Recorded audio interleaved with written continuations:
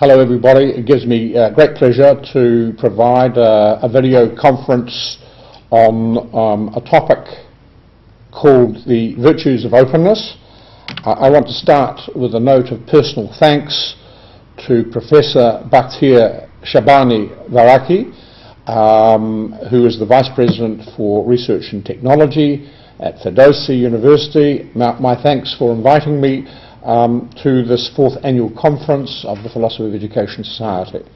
I really do appreciate this, and I wish I was here there in person. But today I really want to talk about the notion of virtues of openness, and I'm starting with a slide about the World Open Educational Resources that was held in June 2012. Really where it was concerned to emphasise the right to education, protection of literary works, diversity of cultural expression, global commitment to provide basic quality education, and the promotion of multilingualism and universal access to cyberspace. I think this gives an indication of the level of international commitment to creating a global knowledge commons. And I wanted to start because I've written a few books on the notion of openness as a political, social and psychological metaphor, not only in the West but elsewhere. And I think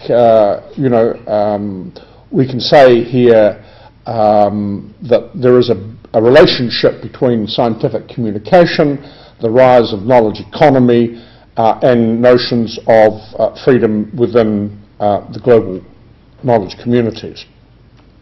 These narratives, I'm going to say, have been about the nature of freedom as a kind of evolving cultural good, primacy of rights to self-expression, and the constitutional, let's say, reconstitution of the public sphere or the commons, with an intimate link between openness and creativity. I'm actually summarising a number of works that I've written on this topic over the last 10 years.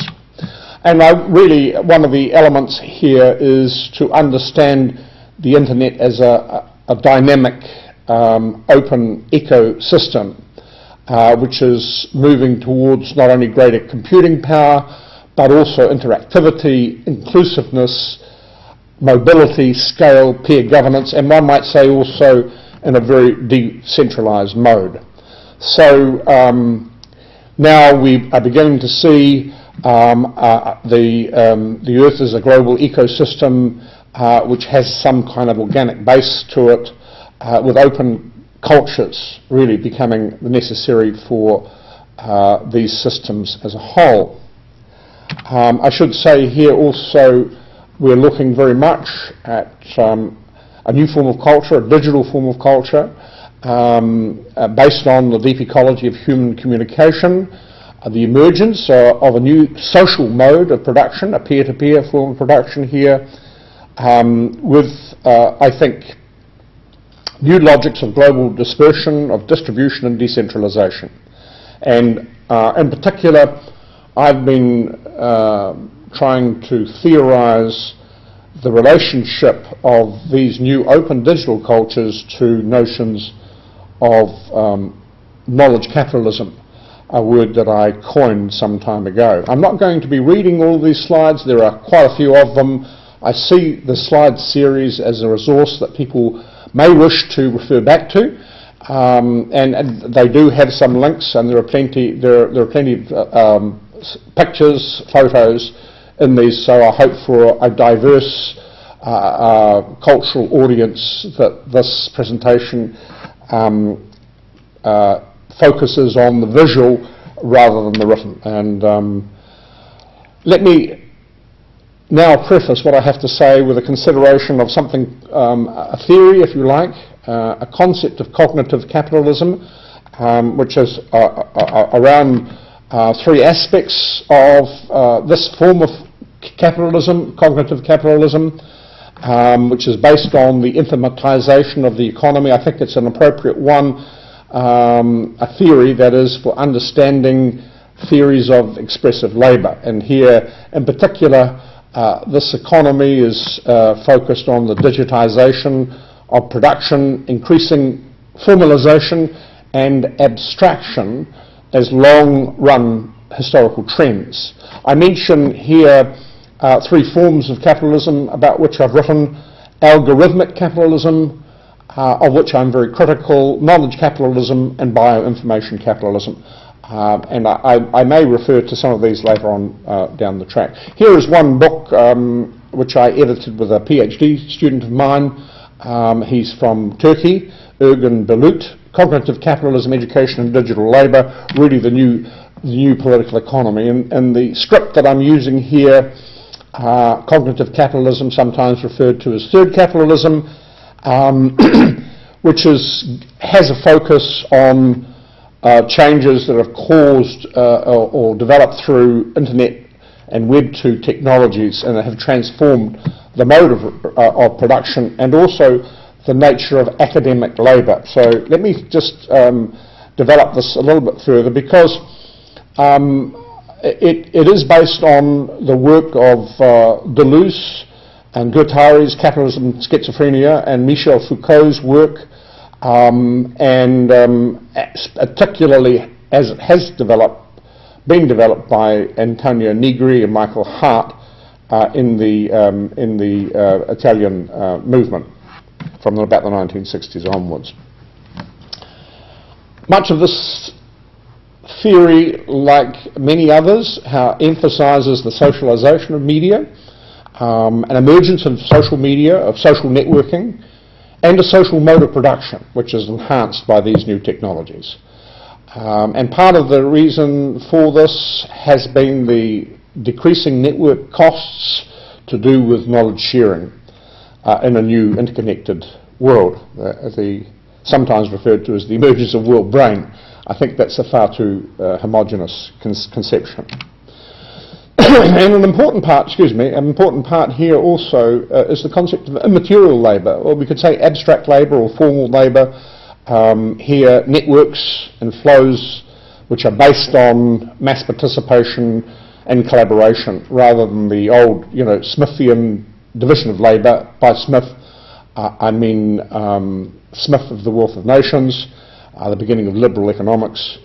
And we're talking now more about labour, team labour, abstract formal labour within non-linear dynamical systems, and the emergence of the team or network as a fundamental unit of academic labour in this new political economy of peer production.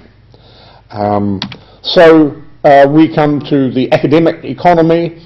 We say here, this is the concept that I am trying to develop: a new open communications environment which has the power to reshape the university as a networked environment, allowing for the emergence of radically non-centred forms of social, non-property, non-market models of academic production and exchange. So I'm hoping that this video conference is an example of this same academic economy.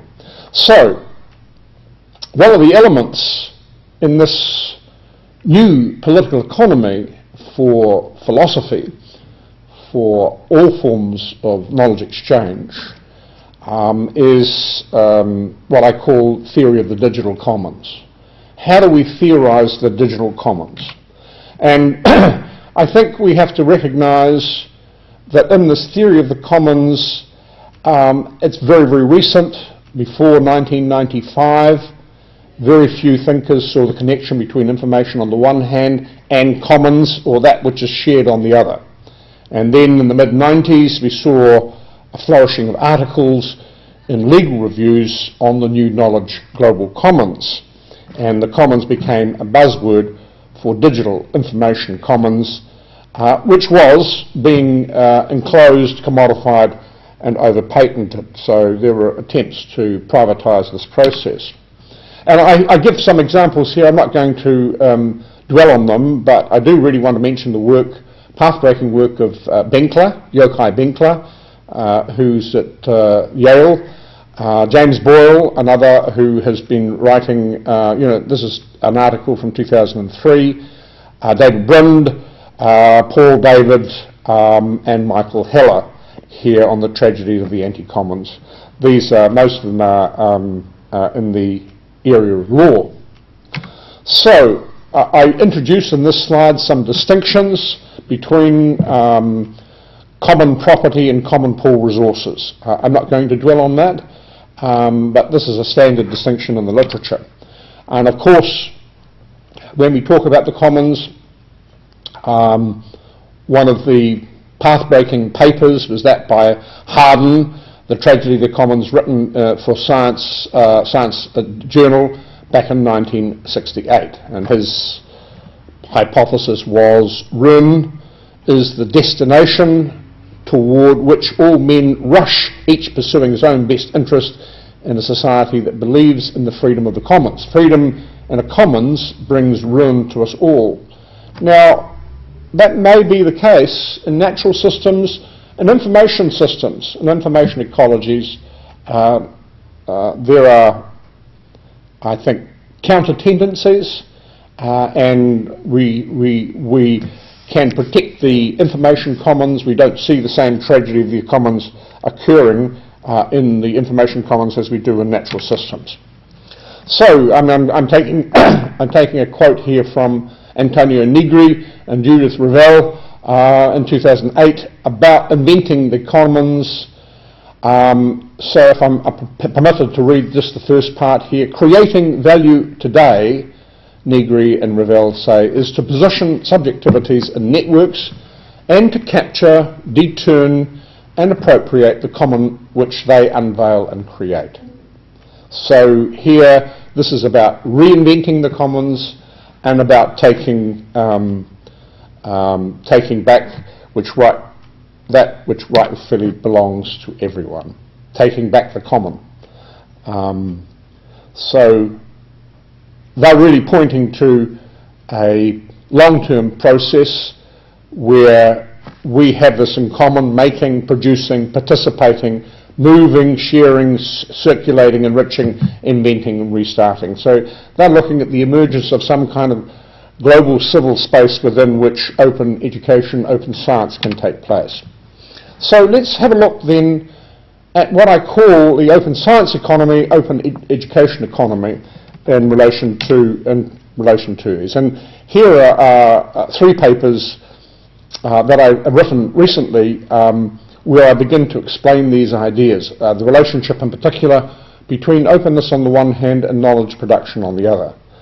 The Manifesto for Education in the Age of Cognitive Capitalism that came out in 2011, Three Forms of Knowledge Economy that came out in 2010, and a paper exploring the link between creativity on the one hand and openness on the other. So I also mention here a bunch of papers that I've written around openness and the rise of global science. I'm not going to focus on these at the moment. And of course, much more recently, some papers to do with openness and the global commons, the global information commons here. Another three papers here concerned with that related theme. So one of the things that we want to say here about open science economy is the way in which it deals to distributed knowledge systems. It has multiple applications in distributed knowledge and learning systems. So the accent here is on distributed knowledge, distributed learning in these information systems. And a very important part of this relationship is the fact that increasingly we see different forms of user-generated knowledge production. More diffuse, open-ended, decentralized, serendipitous knowledge processes which are based on open innovation and these new Web 2 technologies. And in particular, what's I think very important here is the fact that it is peer-to-peer knowledge systems that we're talking about. Peer-to-peer knowledge systems, peer-to-peer learning systems, And the claim is that these have the potential to rival the scope and quality of traditional proprietary products through their speed of diffusion and global access to open source projects, globally speaking. And one of the aspects about it is that's very encouraging is that it's non-proprietarian, and so the notion of intellectual property is which is the basis of the world trading system per se, does not apply in this case, or at least there's an alternative logic here, which is based on a radical non-proprietarian thinking, sharing of content, cloud data computing and the like. So we want to call this non-proprietarian aspect the social. We want to emphasize the social mode of production, which encourages a culture of distributed, collaborative, decentralized research, where the aspiration is that it will be genuinely participatory and involves wider public and amateur scientists along with experts in the social mode of open knowledge production. So there are some examples of this, that open OSE, open science economy, provides an alternative to the intellectual property approach dealing with difficult problems in the resource and the allocation of resources for the production and distribution of knowledge. And I think we're talking about open source informatics here and the revival of the global public sphere. I put a lot of emphasis on this promise, the promise of openness that I referred to in a recent book. Open source informatics enables these new evolving knowledge grids that interconnects people from different parts of the world, and it's seen as a means for revitalizing public institutions. Okay, so I think, if I might say so, being provocative here, we're entering the era of open science and open education. Here are some examples of this concept: the era of open science, the Open Science Congress in 2012, Washington State, for example.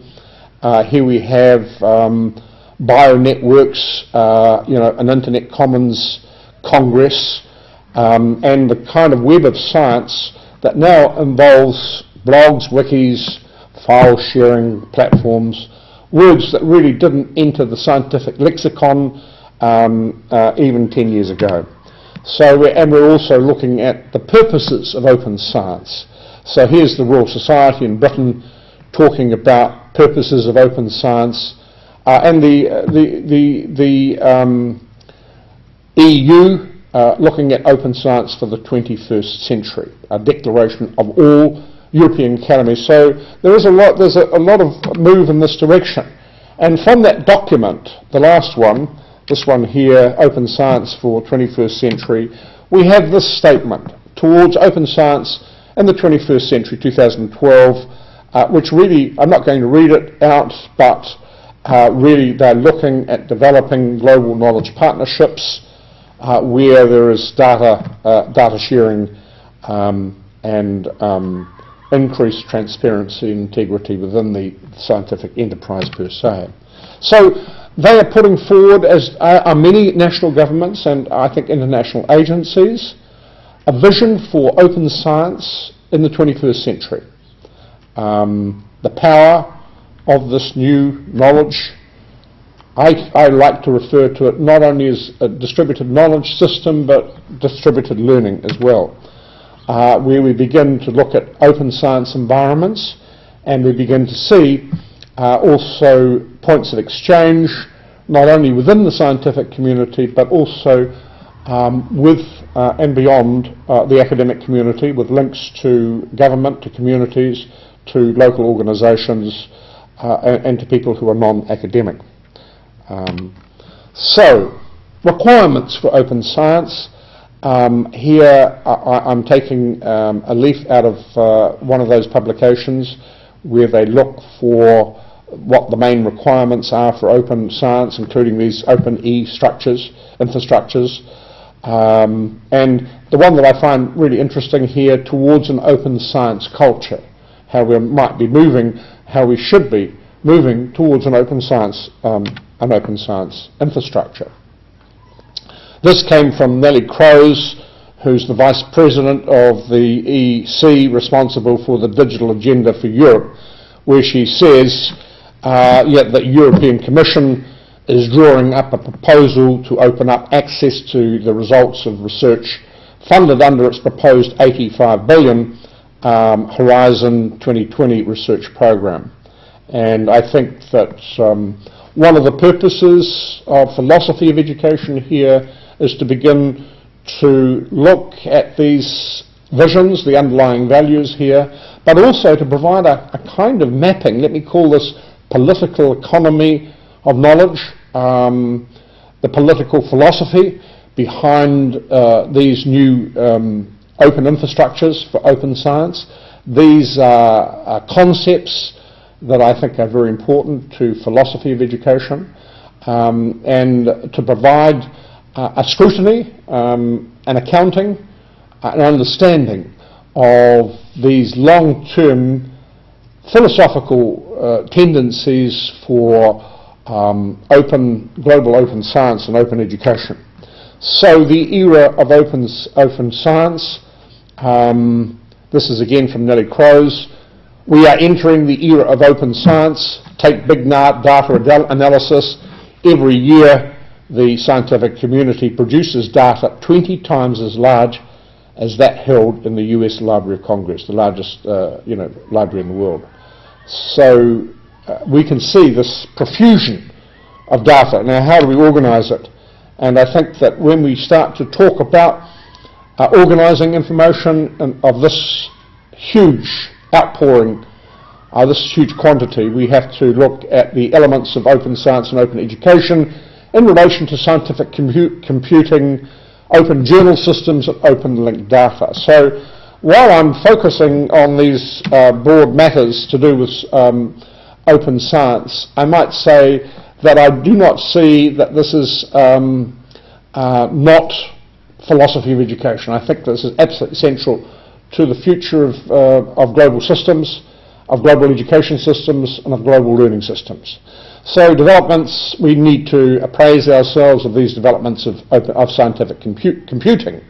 And here I mention, for instance, in the second bullet point, the invention and analysis of new core algorithms, advanced software development, new forms of data mining and analysis. And we can also talk here about the emergence of an area of study that I've given some thought to, published a paper last year called Bioinformational Capitalism. It has been published now, with the informatization of biology and the biologization of information. I don't have time to go into this now, but we're talking about a form of informationalism that has organic memory. And that's a very big development. It's certainly in the throes of development, and it comes out of the work of people like Craig Venter, who invented Cynthia, new synthetic life for the first time only a couple of years ago. So we're also talking about open source based scientific computing, including the way in which there are new kind of computational experiments that begin to explore the behaviour of algorithms per se. And I really want to focus on some concrete examples here, because a philosophy of education, which really is based also on understanding of mathematics and mathematical theory, to do with open data, and we're seeing how wide these open data networks are. So here is one splendid example of networks of scientific knowledge, which is actually based on a number of information transactions that are mapped in this graph, to do with, let's say, the emergence of science per se in these new networks. So you can see, on the left-hand side there, discourses to do with nursing, child psychology, education, philosophy going back into the middle and moving across the stream to organic chemistry, analytic chemistry, pharmaceutical research and so on. I think this is a splendid diagram. But here we're talking about the Public Library of Science, which is a non-profit organisation, a non-profit publisher, an advocacy organisation, where it is really committed to developing innovative approaches to the use and the reuse of ideas. So here we can see their stable of journals, the Public Library of Science journals for this organisation. It publishes 7 peer-reviewed open access journals. Here they are here, and the sites are associated with them. Genetics, pathogens, computational biology, medicine, biology, and these are top-ranking scientific journals in the field. I want to mention another UK-based organisation, the Wellcome Trust, 2012, and really this is one of the largest biomedical charities in the world. It's decided to launch its own free online publication to compete with subscription-based journals. So this is about the non-profiteering approach to the global commons. And he says, this is Mark Walport, the paradox was that peer review was one of the biggest costs of publishing papers. Scientists do it for free, and then the fruits of their review work are locked behind a paywall. So there's a big debate now raging in the UK about subscription-based journals. And of course, something called the academic spring, where some 11,000 researchers at one point now, I think it's well over that, signed a boycott of journals that restrict free sharing of journals. And it's referred to as the academic spring. So I think that the UK Minister, David Willetts, here is very much on to giving people the right to roam freely over public funded research. This is a very big deal there. But also we have to look now, I think as philosophers of education, at these new technologies and data universes for the open aggregate data science. We understand the philosophy of information really. Here are some of the sites I'm just going to mention to you. I'm going to, by way of illustration, provide some of these sites for data aggregation, for analysing data aggregation. Here's one, data.gov, and you can see its latest data sets there in the right-hand column. Going down the page, scientific and technical subjects, Social Security Administration, network business volume, digest of US states, and so on and so on. Here's another one, the equivalent in the United Kingdom, opening up government. You see that there is linked data now to do with visualization, government departments, and one specifically now moving away from government and the availability of free government information to the Open Science Project. Each of these, of course, have their own websites. Data Hub is another example. So really, I'm really trying to demonstrate, by way of example, what these open aggregate data sites look like. The Comprehensive Knowledge Archive Network, one of the leading open source data portal platforms, and one that I like very much, InfoChimps, which is the big data infrastructure made simple. So there are a number of big data examples to do with numbers per se. Numberary as a free online service dedicated to finding, using and sharing numbers on the web. So this is another example of this kind of activity.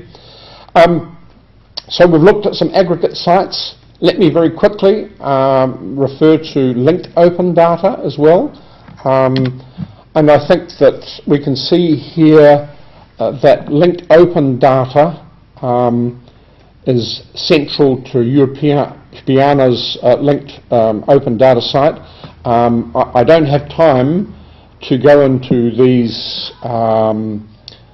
sites at the moment, but they're there for people who want to use this presentation as a resource subsequent to my presentation today. So if you go into those sites, you will see videos about linked open data and the extent of it. This is a very big site. It contains open metadata on 2.4 million texts, images, videos. And these are also connected to charters that commit governments and countries to new data exchange agreements.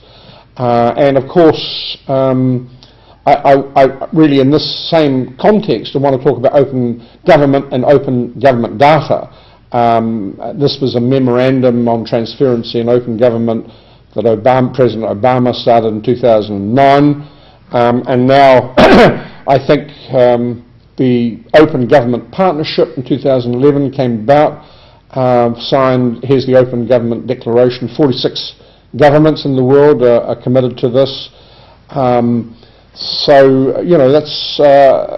a good fraction of the world's population, or world's governments involved in this worldwide movement to open up government public administration data and make it freely available for science and researchers. And here's a statement, the statement of the Open Government Data Principles. It's got to be complete, primary, timely, accessible, machine processable, license-free, and so on. So I think we are beginning to see the significance of open data here around the digital agenda for Europe, the open strategy, open data strategy for Europe, similar kinds of agreements and developments in the United States, in Australia, and in the United Kingdom. So really trying to understand the power of linked open data is a really important element to this project. That is about making silos of data connectable by unlocking them from their applications and making sure that they are user-friendly and easy to reuse. So we might say, in this kind of development, that we're looking at the evolution of the web. In its principle, let's say the semanticness of the web as one scale, and we're heading now 2020 towards this web of data, linked data, and you see the earlier points on this evolution, this scale. So here really is the linked open data cloud that begins to tie in the various domains and publications across the world, and I think it's a reasonable representation. Of course, it has limitations, as do any graphic representation of the links between these open databases. But we are now talking about open data cloud, a global open data cloud, and the immense importance to philosophy of education of the linked open data cloud, and how we might see that as a vision, as a philosophy for education, for knowledge, and for learning. So we might even also inquire here about the policy futures in a more practical way of open science and open education. And I think the development of open sciences in the humanities, in the social sciences and media studies, the ability to link public and private digital infrastructures, publishing from open data sources, and new public enterprise business models associated with this. So here, some of the practical questions to do with the evolving policy futures of open data cloud systems. Here's one very recent publication around accessibility and sustainability excellence, how to expand access to research publications. In the UK, the so-called Finch report that came out last year that caused a bit of a stir. Certainly you see that the debate is taking place very quickly. But I want to come back to my starting point because I know time is short here, and I don't want to bore you, but I do want to finish on an optimistic note. I think here we are talking about the emergence of global knowledge communities, where there are a number of social processes that begin to adopt openness as an overriding value, which transcend national borders, and to begin to suggest a process of political transparencies based on the norms of open inquiry, which has always, I think, to a larger or lesser degree, characterised knowledge communities in scholarship and in science. So really I think that my overwhelming tendency is to want to treat openness as the basis for a philosophy of education in the 21st century. Thank you very much for your attention, and I hope I haven't spoken too quickly for an audience at Firdousi, for an Iranian audience. I realise I am speaking in English and I'm speaking very quickly. So thank you very much for inviting me to give this address. I hope the conference goes very well. I'm very pleased to be invited, and I hope that this is the beginning of some sharing and some collaboration where the Iranian Philosophy of Education Society can come into some kind of partnership with the Australasian Society of Philosophy of Education. And my greetings to you all. It's been a great pleasure and a great honour for me to give this presentation. And I'd also like to just take the opportunity to say hello to Rosita, who is a PhD, a very gifted PhD student who came to Waikato, my university in New Zealand, earlier this year to do some very, very interesting work on Martin Heidegger. So greetings, thank you very much. Bakir Shabani, Professor, for inviting me, and I will conclude at this point. Thank you very much.